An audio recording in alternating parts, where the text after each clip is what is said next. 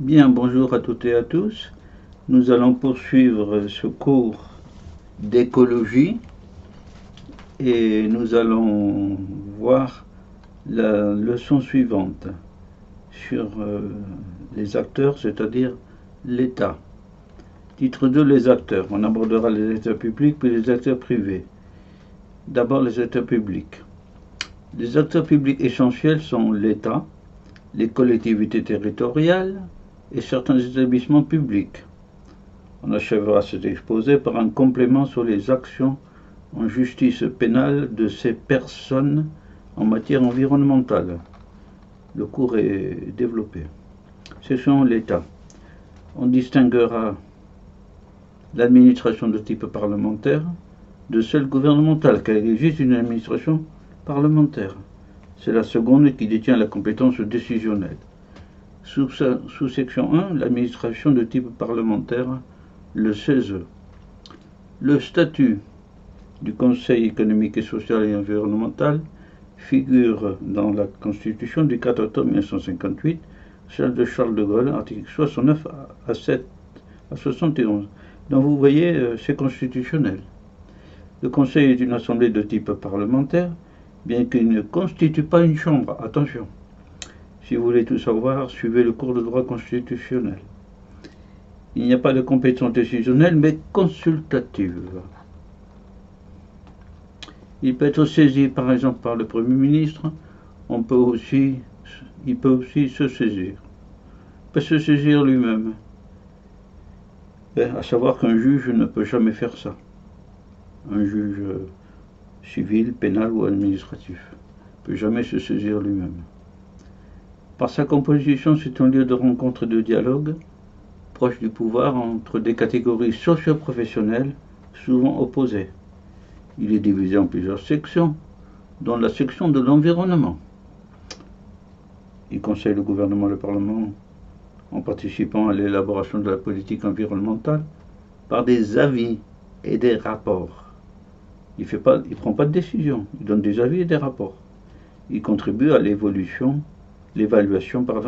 des politiques environnementales, il y contribue. Voilà.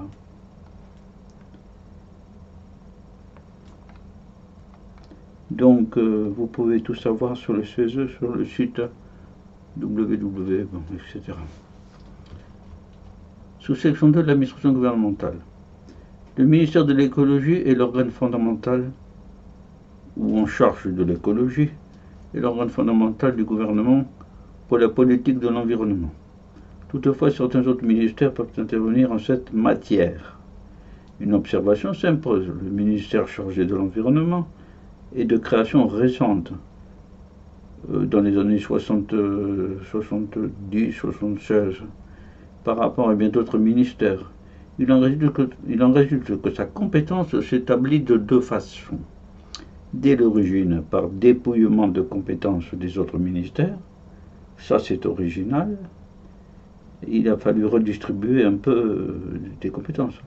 Et constamment par établissement de nouvelles compétences, les paysages, les biodiversités, la trame verte et bleue, etc. Voyons voir le ministère de l'écologie d'abord. Les intitulés et l'organisation du ministère changent périodiquement, et notamment bien sûr à chaque élection présidentielle tous les 5 ans. Le ministère en charge de l'environnement pouvait être dénommé encore récemment ministère de l'écologie, du développement durable, des transports et du logement, puis ministère de la transition écologique. On trouvera tout renseignement sur le site de ce ministère, il suffit d'y aller. À cette place, il convient d'indiquer ce qui suit. Le ministère comprend d'abord une administration centrale, assistée d'un conseil général. Actuellement, c'est devenu aussi une inspection générale. On garde la même chose à peu près et on change les mots. Puis des services extérieurs. C'est classique. L'administration centrale. Le ministère comprend notamment un commissariat général au développement durable et des directions générales, le commissariat des compétences d'écologie, pour les statistiques par exemple. Les directions générales prennent en charge des politiques sectorielles, comme celles qu'il y a ci-dessous.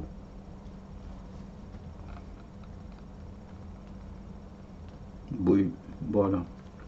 Le Conseil général. L'État français se distingue au niveau européen par la culture des élites. Il en résulte dans beaucoup de domaines de connaissances, beaucoup moins pour les formations juridiques, une distinction entre l'enseignement ouvert à tous, l'université, et l'enseignement réservé en fait à certains milieux sociaux, les grandes écoles.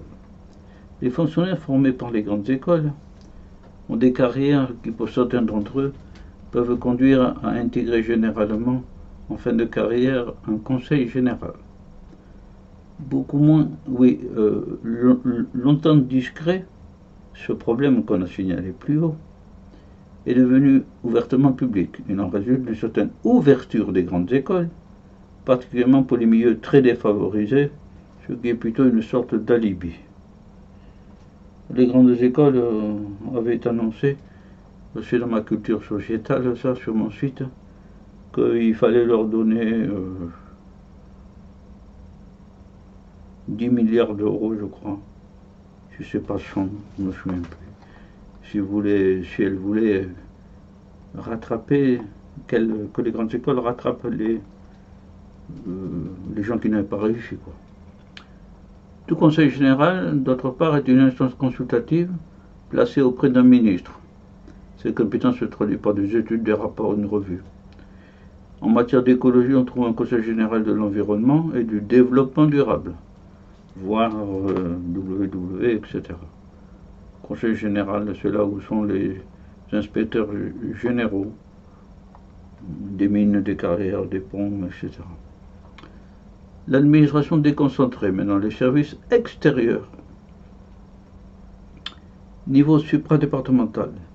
Les missions du ministère sont exercées par les directions régionales de l'environnement, de l'aménagement et du logement, les DRAL. Chaque direction régionale accorde son action en fonction des réalités du territoire qu'elle administre. Ainsi, la DRAL Aquitaine, si on prend cette région, a un important volet littoral atlantique. Niveau départemental. Les missions du ministère sont exercées à ce niveau par les directions départementales des territoires, DDT, et pour celles situées sur le littoral, par les directions départementales du territoire et de la mer. Ces directions sont placées sous l'autorité du préfet. La DDT 64, Pyrénées-Atlantiques par exemple, s'organise en 5 circonscriptions, dont par exemple le Béarn des Gaves, par exemple. Et tout département donc est subdivisé en circonscriptions aussi. Les autres ministères, plusieurs ministères ont des compétences qui peuvent interférer avec celles du ministère de l'écologie. On citera le ministère de l'Agriculture, qui partage avec le ministère précité la compétence en matière de forêt. Il n'y a pas de ministère forestier. Donc les compétences sont divisées. Remarque, en principe, les autres ministères ont compétence davantage sur l'aspect production que sur la protection, bien que souvent ces deux données soient complémentaires. Voilà. Donc, le code rural, par exemple, le ministère de l'Agriculture, c'est avant tout la production de l'élevage et de l'agriculture. Voilà. Il y a quelques aspects protection. L'autorité administrative indépendante, pour mémoire, je citerai la Commission nationale du débat public, dont il se sera parlé plus loin au sujet des droits d'information du public. Cette commission agit au nom de l'État. Paragraphe 4. Les commissions. La Commission supérieure des sites, perspectives et paysages. Cette commission conseille le ministre de l'écologie sur l'ensemble des questions de son intitulé, soit que ce dernier le consulte, soit qu'elle émette un avis dans les cas fixés par la loi. Elle comprend essentiellement des représentants des ministères et des parlementaires. Voilà. Ça, c'est la commission supérieure.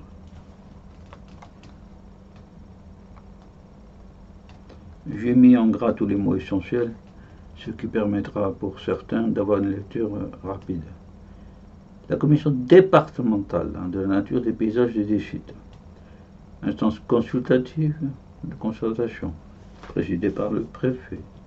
comprend des représentants de l'État, des collectivités, des personnalités qualifiées et 2 personnes compétentes spécialisées. Se divise en 6 formations, composées à part égale de membres de chacun des collèges précités. Par exemple, la formation dite de la nature, et notamment chargée d'émettre un avis sur les projets d'actes réglementaires, les arrêtés préfectoraux, parfois municipaux et individuels, qui portent sur les réserves naturelles, les sites Natura 2000, la faune et la flore et bien d'autres choses.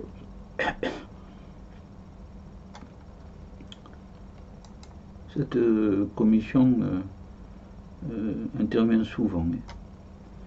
Les personnels judiciaires, divers codes spéciaux, donnent des compétences judiciaires de consultation des infractions et de poursuites à divers personnels, voire le code forestier, où il y a des compétences pénales depuis Louis XIV pratiquement. Pour ce qui est du code de l'environnement, il comprend une catégorie particulière de personnel nommé inspecteurs de l'environnement. Ce sont par exemple les officiers ou agents de police judiciaire du CPP ou encore du code de procédure pénale. CPP, c'est le code de procédure pénale. Ou encore les agents de l'Office national de la chasse, des parcs nationaux. Alors, si vous voulez en savoir plus, je renvoie à un article du Code de l'environnement. Ces inspecteurs ont compétence de recherche et de constatation des infractions au Code de l'environnement et aussi du Code pénal dans certains cas, les ordures, les déchets. Bref, c'est une nouvelle catégorie de personnel pour la recherche et la constatation. Eh bien, nous avons fini cette première partie sur les personnels de l'État, sur les moyens de l'État, depuis le ministère jusqu'aux inspecteurs que l'on vient d'envisager, de l'environnement. Voilà. Et nous allons poursuivre le droit de l'écologie en étudiant la suite telle que présentée dans le plan initial de la première vidéo. Voilà. Donc, je vous dis au revoir et bonne continuation dans vos activités. Au revoir à toutes et à tous.